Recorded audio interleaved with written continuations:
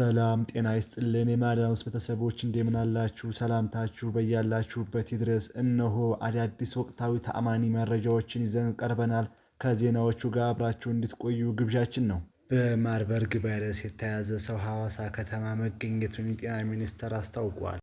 የጤና ሚኒስቴርና የኢትዮጵያ ሕብረተሰብ ጤና ኢንስቲትዩት የማርበርግ ቫይረስ በሽታን በተመለከተ ወቅታዊ መረጃ ያካተተ መግለጫ ሰጥቷል። ሐዋሳ ቫይረስ የተገኘበት ግለሰብ በጂንካ ከተገኘው የመጀመሪያ የማርበርግ ቫይረስ ተጠቂ ጋር ንክኪ የነበረው ሲሆን ወደ ሐዋሳ ተመላሽ የነበረ ነውም ተብሏል። በደቡብ ኢትዮጵያ ክልል ከማርበርግ ቫይረስ በሽታ መከሰቱን በላቦራቶሪ ምርመራ መረጋገጡ መግለጹን ያስታወሱት ሚኒስትሩ እስካሁንም ድረስ 73 የተጠረጠሩ ሰዎች ምርመራ የተደረገላቸው መሆኑን ከእነዚህም 6ቱ ታማሚዎች ሕይወታቸው በቫይረሱ ያለፈ መሆኑን በኢትዮጵያ ሕብረተሰብ ጤና ኢንስቲትዩት ሪፈረንስ ላቦራቶሪ የተረጋገጠ ሲሆን 5ቱ ደግሞ ሕክምና እየተደረገላቸው እንደሚገኙ ተገልጿል። እስካሁን 349 ሰዎች ንክኪ ያላቸው በመሆኑ ክትትል እየተደረገ ሲሆን 119ኙ ደግሞ የለይቶ ማቆያ ጊዜያዊ መጠናቀቃቸው ገልጸዋል። የጤና ሚኒስትሯ ዶክተር መቅደስ ዳባ በቫይረሱ ሕይወታቸውን ላጡ ወገኖች የተሰማቸውን ሐዘን በመግለጽ ለቤተሰቦቻቸው፣ ወዳጅ ዘመዶቻቸው መጽናናትን ተመኝተዋል። ከዚህም በተጨማሪ ወረርሽኙ በተከሰተባቸው አካባቢዎች የለይቶ ማከሚያ ማዕከላትን በማቋቋምና የሰለጠነ የሰው ኃይልና አስፈላጊ የሕክምና ግብዓት በማደራጀት ለታማሚዎች የተጠናከረ ሕክምና እርዳታ የተሰጠ ሲሆን ለታማሚዎች የተሻለ ሕክምና ለመስጠት ይቻል ዘንድ ከዚህ በፊት ወረርሽኙ ተከስቶባቸው በነበሩ ሀገራት ጋር የልምድ ልውውጥ በማድረግ ልምድ በመቅሰም ከዚህ በፊት ተሞክረው ጥሩ ውጤት ያስገኙ መድኃኒቶችን፣ ክትባቶችን በመለየትና ወደ ሀገር ውስጥ በማስገባት ለታካሚዎቹ ተደራሽ በማድረግ ላይ ነው ብለዋል ዶክተር መቅደስ። አዲስ የሚያዙ ሰዎች ከተገኙ የለይቶ ማቆያ ማዕከላት የሕክምና አቅርቦቶች እና የሰለጠኑ ሰራተኞች ዝግጁ መሆናቸው ያረጋገጡት የኢትዮጵያ ሕብረተሰብ ጤና ኢንስቲትዩት ዳይሬክተር ዶክተር መሳይ ኃይሉ በቫይረሱ ባልተገኘባቸው ክልሎችም ዝግጁ የተደረገ ነው ብለዋል። በአውሮፕላን ማረፊያ፣ በድንበር ቦታዎች እና በሌሎች የመግቢያና የመውጫ ቦታዎች ላይም የምርመራ መጠናከሩን ተናግረዋል። የበሽታው ምልክቶች የሚያሳየው ማንኛውም ሰው የሚመለከትበት ጊዜ አቅራቢያ የሚገኙ የጤና ተቋማት ሪፖርት በማድረግ ወይም በ8335 እና 950 ሁሉም የግል ከፍተኛ ትምህርት ተቋማት መረጃዎቹን በመንግስት በተዘጋጀው ሲስተም ላይ በማስገባት ግዴታ እንዳለባቸው ተጽፎላቸዋል። በትምህርት ሚኒስቴርና መንግስታዊ ባልሆነ ከፍተኛ ትምህርት ተቋማት ባለቤቶች ጋር በነበረው ውይይት በተሰጠ አቅጣጫ መሰረት ሁሉም ተቋማት መረጃዎቻቸውን በተዘጋጀው ሲስተም ላይ የማስገባት ግዴታ አለባቸው። መረጃውን የሚያስገቡ የግል ከፍተኛ ትምህርት ተቋማት በፌዴራል መንግስት የሚሰጡ አገልግሎቶች እንደማይስተናገዱ አቅጣጫ ጠቁመዋል። ስለሆነም የ2018 ዓ.ም የመጀመሪያ ዓመት ሁሉም መረጃዎች ተሟልተው በየተቋሙ አመራር ተረጋግጦ እስከ ታህሳስ 25 2018 ዓ.ም እንዲያስገቡ ጠይቀዋል። ምርጫ አይኖርም አለ ህወሓት። የህወሓት ህጋዊ ሰውነት ሳይመለስ በትግራይ ምንም ምርጫ አይኖርም ሲል ህወሓት አዲስ በሾመው ቃል አቀባይ በኩል አሳውቋል። አዲሱ የህወሓት ቃል አቀባይ አቶ ሚካኤል አስገዶም ትናንትና ለሚዲያዎች መግለጫ የሰጠ ሲሆን ምርጫ ቦርዱ የህወሓት ህጋዊ ሰውነት ካልተመለሰ መጪው ምርጫ በትግራይ እንደማይካሄድ መናገራቸውን ገልጸዋል።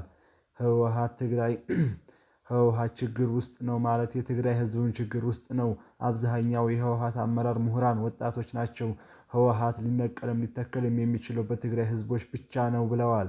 ቃል አቀባዩ የኢትዮጵያ መንግስት የፕሪቶሪያው ስምምነት ተግባራዊ ከማድረጉ ይልቅ የታጠቁ ቡድኖችን እያንቀሳቀሰና እያስታጠቀ መሆኑን እና ድሮኖችን ጭምር እየተኮሰ መሆኑን ተናግረዋል። ምንም እንኳ የፌዴራል መንግስት ስምምነቱን ተግባራዊ ለማድረግ ያለው ፍላጎት ዝቅተኛ ቢሆንም ህወሓት አሁንም ዝግጁ መሆናቸውን ቃል አቀባዩ ገልጸዋል።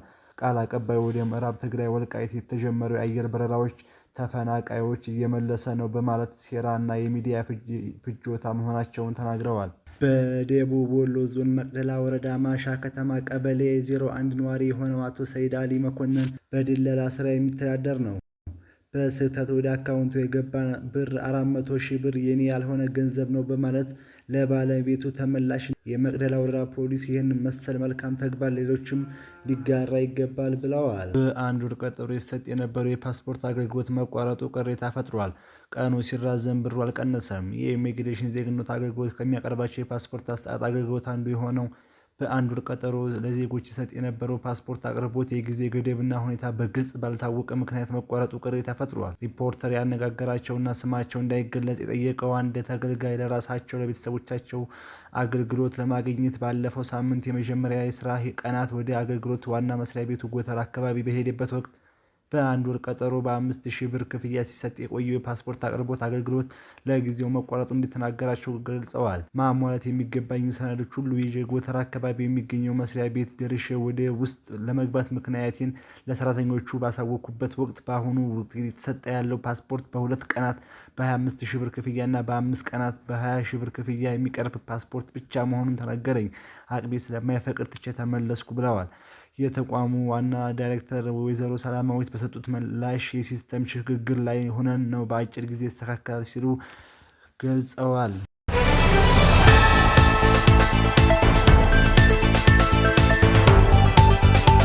በሞት እንዲቀጣ ተወሰነ።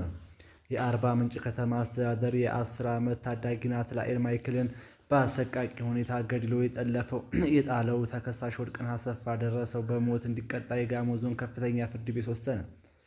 ተከሳሹ የቀድሞ የመምህርነት ስራውን ተጠቅሞ ታዳጊውን ናትናኤል ማይክልን ከትምህርት ቤት ሲመለስ ጠልፎ ወደ መኖሪያ ቤቱ ወሰደው። ተከሳሹ ልጁን በቦክስ በመምታት በኋላ በአፉና አፍንጫው ላይ በፕላስተር በማሸግ አፍኖታል። ልጁ ለማምለጥ ሲታገል ተመልሶ በመምጣት በአንሶላ አንቆ ሕይወቱን ካጠፋ በኋላ አስክሬኑን መጸዳጃ ቤት ውስጥ በመደበቅ ለመሰወር ሞክሯል። የወንጀል ሕግ አንቀጽ 539/1 ሐ እና 590/2 ሰ የተላለፈው ተከሳሽ አስቀድሞ በሕፃኑ ቤተሰብ ላይ ገንዘብ በመጠየቅና የራሱን ኑሮ የመቀየር አደገኛ አስተሳሰብን